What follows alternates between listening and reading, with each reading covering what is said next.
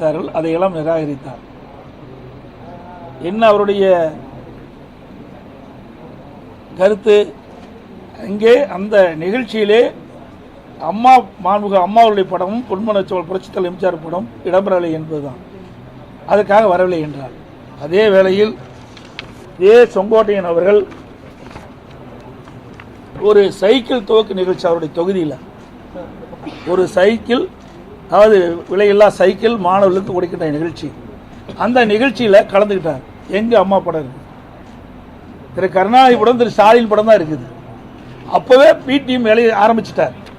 இது பாருங்க, இது சைக்கிள் கொடுக்குற அந்த குழந்தைகள் அமர்ந்திருக்கின்ற காட்சி, அதில் படம்.